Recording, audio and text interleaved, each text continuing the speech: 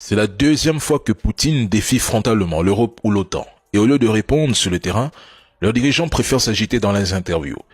La première fois, c'est avec l'Oreshnik.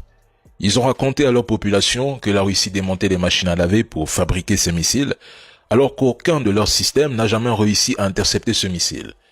Vladimir Poutine avait même prévenu les Américains qu'il l'utiliserait en Ukraine. Résultat, il a lancé un défi clair. Son Oreshnik contre tous leurs boucliers antimissiles avec Kiev pour cible, jusqu'à aujourd'hui silence total. Personne n'a osé relever ce défi.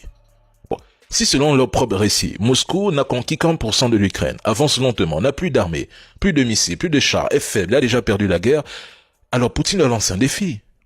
Vous voulez la guerre contre la Russie? Très bien, commencez là, et le débat s'arrêtera là. Parce que multiplier les éditos, les analyses et les coups de menton médiatiques ne sert à rien si vous êtes incapable de faire plier Moscou.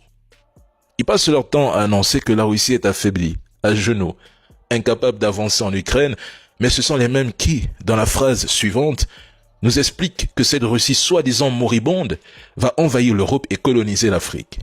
Et puis, pourquoi la Russie aurait-elle envie de raser l'Ukraine? Deux peuples cousins liés par l'histoire. Ce sont les Occidentaux qui ont soufflé sur les braises pour diviser, opposer, pousser au conflit. En parlant même de 2022.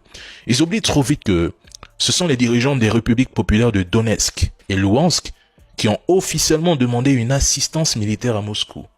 Le traité d'amitié, de coopération et d'assistance mutuelle est entré en vigueur le 25 février 2022, prévoyant précisément une aide militaire réciproque en cas d'agression. Ça, ils ne le mentionnent pas.